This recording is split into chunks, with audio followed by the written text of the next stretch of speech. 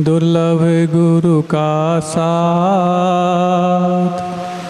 दुर्लभ उठना गुरु नजर, दुर्लभ सर पर हाथ। दुर्लभ गुरु संकेत हैं, दुर्लभ तत्पालन, दुर्लभ तम गुरु चरण में है समाधि धारण। बोले देवादिदेव 1000 श्री शांतिनाथ भगवान की। परम पूज्य संत शिरोमणि आचार्य परमेष्ठी गुरुदेव श्री विद्यासागर जी महामुनि राज की जय। परम पूज्य निर्यापक श्रवण मुनि श्री योग सागर जी महाराज की जय। परम पूज्य मुनिवर श्री विनीत सागर जी महाराज की जय। परम पूज्य नगर गौरव निर्यापक श्रवण मुनि श्री वीर सागर जी महाराज की जय। साधर्मी मुनि श्री अतुल सागर जी, निस्सीम सागर जी, शाश्वत सागर जी और नगर गौरव निसंग सागर जी महाराज की सिद्ध चक्र महामंडल विधान की परम पूज्य मुनिवर सौम्य सागर जी महाराज की। आज गुरु का लाभ प्राप्त हुआ और 65 दिनों की प्रतीक्षा आज जाकर के पूर्ण हुई। गुरु की आवश्यकता उस स्रोत से उस उपभोक्ता तक पहुंचने के लिए कितनी आवश्यक होती है, ये तो उन्हीं लोगों से पूछा जाए जिन्होंने 65 दिन तक प्रतीक्षा की है। यूँ तो दुनिया में नॉलेज बहुत है और अब तो गूगल बाबा भी है। अब तो वो दोहा भी बदलने की कगार पर है कि गुरु गोविंद दो खड़े काके लागू पाएँ और बलिहारी गुरु आपकी गोविंद दियो बताए। ये दोहा बदलने वाला है कि गूगल गोविंद दो खड़े काके लागू पाए। लेकिन गूगल आपको नॉलेज दे सकता है, विजडम नहीं, क्योंकि नॉलेज से विजडम तक पहुंचने के लिए जो माध्यम होता है उसी का नाम गुरु होता है। यूँ तो देखा जाए आज विज्ञान में और धर्म में कुछ लोग मुठभेड़ किया करते हैं। साइंस और नॉलेज और रिलीजन, इन दोनों में अंतर समझने की बात आती है और बहुत सारे अंतर सामने आ जाते हैं, लेकिन अंतिम अंतर एक जिसमें सारे अंतर समाहित हो जाते हैं वो ये है कि साइंस वो रिलीजन है जिसको आप सीख चुके हो और रिलीजन वो साइंस है जिसको आपको सीखना बाकी है। यदि वो एक्चुअल साइंस है और एक्चुअल रिलीजन है तो, और जैनिज्म एक्चुअल रिलीजन है क्योंकि वो एक्चुअल साइंस है।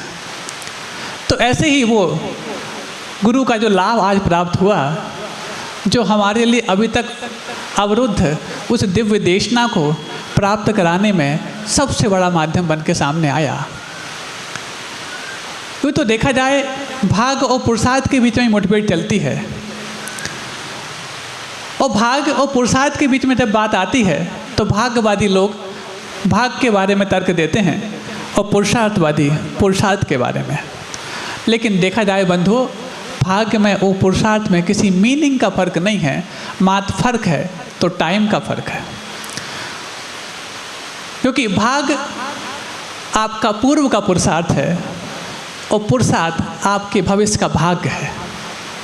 दोनों में है पुरुषार्थ, और इस पुरुषार्थ के बारे में क्योंकि आपकी ये पूरे की पूरी सिद्ध चक्र विधान की संयोजना ही भाग और पुरुषार्थ के खेल के बीच प्रारंभ हुई थी कि जब मैना सुंदरी ने कह दिया मैं तो अपने भाग का खाती हूँ, लेकिन वो भाग्यवादी नहीं थी।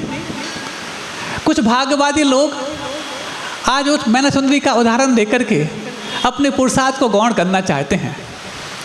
वो भाग्यवादी नहीं थी। और वैसे देखा जाए भाग्यवादी लोगों को मूर्ख बनाता है और पुरुषार्थवादी की सहायता करता है। याद रखना इस पंक्ति को, भाग्यवादी लोगों को मूर्ख बनाता है और पुरुषार्थवादी की सहायता करता है। उसने जब किसी के आरोप प्रत्यारोप को झेलने की बात आई तो इस पंक्ति का इस्तेमाल किया, मैं अपने भाग का खाती हूँ, मैं अपने पुण्य का खाती हूँ। और जब उसके भाग्य को डिफीट देने के लिए उसके पिता ने वो व्यूह रचना रची कि कौड़ी से विवाह कर दिया, तो उसने अपने पुरुषार्थ को इतने चरम तक पहुंचा दिया कि अच्छे अच्छे भाग्य वालों को भी पुरुषार्थ पर अभिमान करने के लिए कारण बना दिया। उस पुरुषार्थ के बलबूते पर सोचो, भाग्य में जो था वो मिल गया। दो नीतियाँ होती हैं, इन दोनों नीतियों को भाग्य और पुरुषार्थ के क्षेत्र में अलग अलग इस्तेमाल करना पड़ता है बंधु। पहली नीति जो एक बहुत आम प्रचलित है कि सपने ऐसे देखो जैसे बहुत जीना है और पूरे ऐसे करो जैसे अभी मरना है। ये पुरुषार्थ के ऊपर लागू होने वाली नीति है। और भाग्य के ऊपर लागू होने वाली नीति कौन सी है? तो प्राप्त को पर्याप्त मानना संतोष का निधान है। हम उल्टा करते हैं, जब पुरुषार्थ करने जाते हैं बहुत कर लिया, प्राप्त को पर्याप्त मान लो, और जब उस पुरुषार्थ का परिणाम सामने आता है, सपने ऐसे देखो जैसे बहुत जीना है और पूरे ऐसे करो जैसे अभी मरना है, हम वहाँ पर संक्लेश पैदा कर लेते हैं। अनेकांत इसी को बोला जाता है। उस अनेकांत के बलबूते पर आपको उस अनेकांत के माध्यम से मिलने वाला नवनीत है भाग और पुरुषार्थ के रूप में अलग अलग दोनों जगह सामने आता है। तो उसने भाग्य के बारे में विश्वास किया क्योंकि वो भी पूर्व का पुरुषार्थ था, वो नकारात्मक पुरुषार्थ था, तब तो भाग के रूप में इस प्रकार मिला और सकारात्मक पुरुषार्थ इस प्रकार का जग चरम को छूने वाला उसने करके दिखाया, तो अपने कौड़ी पति को भी कामदेव बना करके दिखा दिया। ये पुरुषार्थ का बलबूता है। आज चूँकि गुरु पूर्णिमा है और स्थापना के पश्चात, चूँकि हम लोग की चातुर्मास स्थापना कल बड़े महाराज जी ने बता ही दिया आपको, कल हो चुकी है। उस चातुर्मास स्थापना के पश्चात सर्वप्रथम दिन आता है तो गुरु पूर्णिमा का आता है, और गुरु पूर्णिमा के पश्चात फिर कल आएगा वीर शासन जयंती, जो वाकई में हमारे लिए नया वर्ष माना जाता है। दो ही नए वर्ष हम लोगों के लिए इतिहास से प्राप्त हैं, एक वीर शासन जयंती और एक वीर निर्माण दिवस। ये दो ही नए वर्ष पर्याप्त हैं दुनिया के लिए सब कुछ ऊंचाइयां छूने के लिए। तो कल वीर शासन जयंती है, क्योंकि आज गुरु का लाभ प्राप्त हुआ और कल से दिव्य देशना प्रारंभ हो गई, तो कल से ही वीर शासन प्रारंभ हो गया था। शासन का मतलब किसी पर सत्ता चलाना नहीं है बंधुओं, किसी पर अधिकार जमाना नहीं है। शासन का मतलब सिद्धांत होता है, और सिद्धांतों के अनुरूप जो चलता है उसका नाम अनुशासन होता है, और जो सिद्धांतों को प्रयोग में लाता है उसका नाम प्रशासन होता है। प्रकृष्ट रूपेण शासन इति प्रशासन, और जो शासन को प्रयोग में लाए उसका नाम भी प्रशासन है। अच्छी अच्छी प्रशासनिक सेवाओं की परीक्षा देने वाले लोग भी प्रशासन का वास्तविक अर्थ नहीं समझते, और शासन में रहने वाले भी सत्ता और सत्ताधारी को ही शासन मान लिया करते हैं। वस्तुतः शासन का अर्थ सिद्धांत होता है, और जब उन सिद्धांतों को हम अमल में लाने लग जाते हैं तो अनुशासित माने जाते हैं, और सिद्धांतों को जब प्रयोग में लगवाने का कार्य करने लग जाते हैं तो प्रशासनिक अधिकारी बन जाते हैं। वस्तुतः दोनों में जो मूल होता है वो शासन होता है। तो शासन, अब प्रशासन और अनुशासन, इन तीनों की बात की जाए, हर व्यक्ति डिसिप्लिन बनना चाहता है, हर व्यक्ति अनुशासित होना चाहता है और हर जगह होना चाहता है, लेकिन हो नहीं पाता। कारण क्योंकि उसको अनुशासन का और शासन का अभी तक फर्क और परिभाषा याद नहीं थी। तो अनुशासन की बात जहाँ तक है, यदि वो घर में अनुशासित होना चाहता है, परिवार में होना चाहता है, समाज में होना चाहता है, देश में होना चाहता है और पूरे विश्व में होना चाहता है, तो उसको कितने प्रकार के सिद्धांतों को अपने दिमाग में रखना होगा बच्चों। अब वो सोचता है कि जब इतने सारे शासन अथवा सिद्धांतों को दिमाग में रख करके उनके अनुरूप चलेंगे तब अनुशासित माने जाएंगे, तो कितनी जद्दोजहद करनी पड़ेगी। लेकिन इस जद्दोजहद से यदि आप बचना चाहते हैं तो सबसे आसान तरीका है, यदि आप धार्मिक रूप से अनुशासित हो गए तो बाकी आप तमाम जगह अनुशासित पाए जाएंगे। क्योंकि धर्म वो शासन है, वो अनुशासन सिखाने वाला स्रोत है, जिस स्रोत के आवों में आकर के आपके लिए सारी जगह अनुशासित होना सहज हो जाता है। ऐसे ही ज्ञान तो उस इंद्रभूति के पास बहुत था, लेकिन अनुशासन नहीं था। और अनुशासन तभी मिलेगा जब सिद्धांत आपका बनाया नहीं, यूनिवर्सल होगा। हर व्यक्ति का अपना एक नज़रिया होता है, लेकिन हर व्यक्ति का नज़रिया ठीक हो जरूरी नहीं होता है। कहीं ना कहीं एक सार्वभौमिक सिद्धांत अथवा नज़रिए से अपने नज़रिए को क्लैरिफाई करना पड़ता है, तब जा कर के हम उस नज़रिए को सर्व कुछ स्वीकार कर सकते हैं। तो आज उनको अनुशासन मिल गया।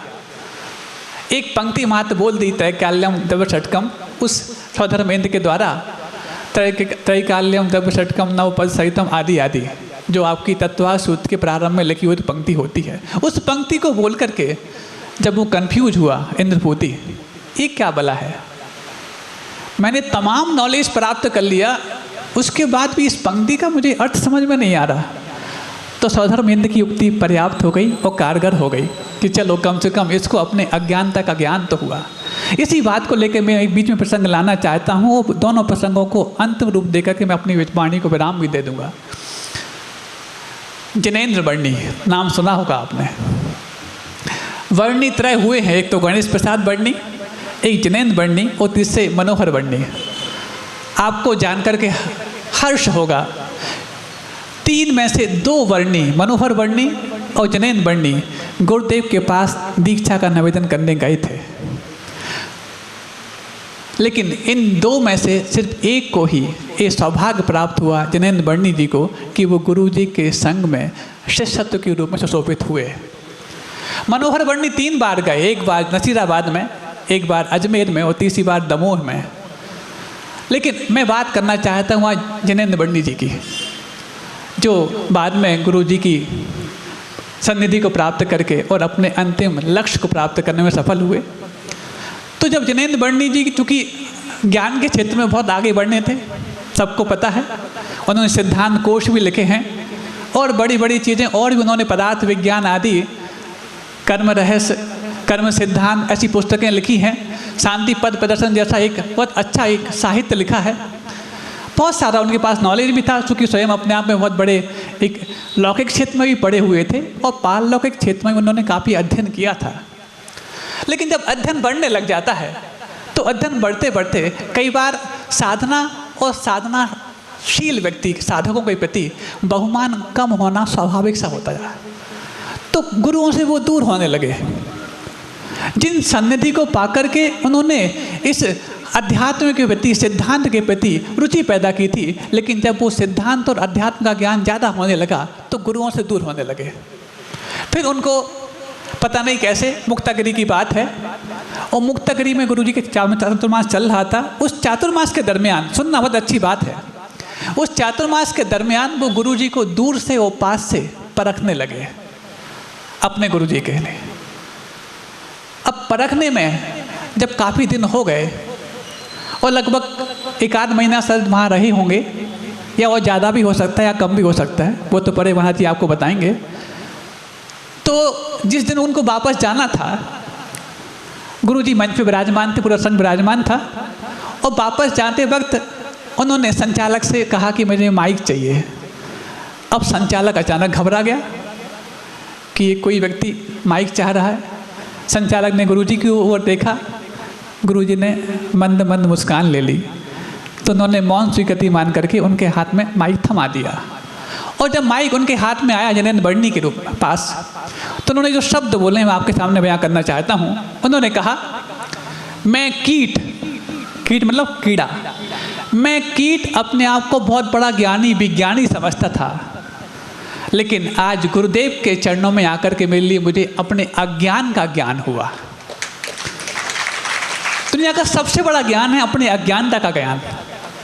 हम ज्ञान का ज्ञान कर जाएं तो हमारी अज्ञानता मिट जाए कोई ज़रूरी नहीं, लेकिन हमारे अज्ञान का ज्ञान हो जाए तो अज्ञानता को मिटाने में सबसे सफल वो मील का पत्थर साबित होता है बंधु। तो वो कहते हैं, मैं कीट, मैं अपने आप को बहुत बड़ा ज्ञानी विज्ञानी समझता था, आज गुरुदेव के चरण में आया तो मेरे लिए अपने अज्ञान का ज्ञान हुआ।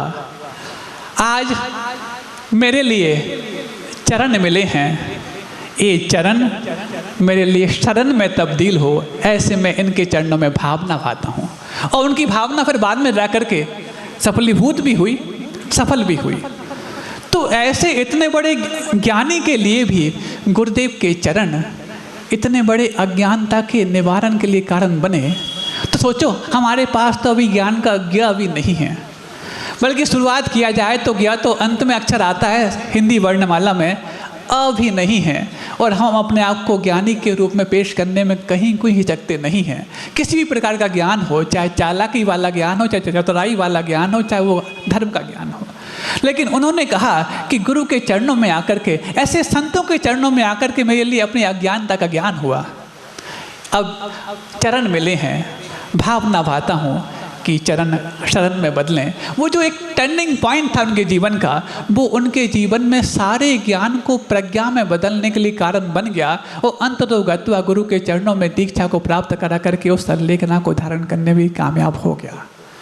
हमारे जीवन में कई अज्ञानता ऐसी चलती रहती हैं, और इन अज्ञानताओं के चलते चलते हम अपने उस सही ज्ञान के बारे में जो पर्दा पड़ा हुआ है उसको दूर नहीं कर पाते। तो वो बात कि वो सौधर्मेंद्र की युक्ति कामयाब हो गई कि कम से कम इसको अपने अज्ञानता का ज्ञान तो हुआ। तो उस पंक्ति को बोल करके उन्होंने पूरी बात कही, ये ज्ञान कहाँ मिलता है, कैसे मिलता है, कहाँ है। तो बस सौधर्मेंद्र ने अपनी युक्ति से बता दिया कि वहाँ जाओगे तो मिल जाएगा। वहाँ क्या है, और वहाँ जैसे ही जाता है, सबसे पहले गुरु तो बाद में मिलते हैं, ज्ञान का स्रोत तो बाद में मिलता है, लेकिन मान को घटाने का स्रोत सर्वप्रथम मिल जाता है मान स्तंभ के रूप में। उसके बाद क्या हुआ, मैं परम पूज्य बड़े महाराज से निवेदन करता हूँ कि वो अपनी अमृतमयी वाणी से आज के इस विषय में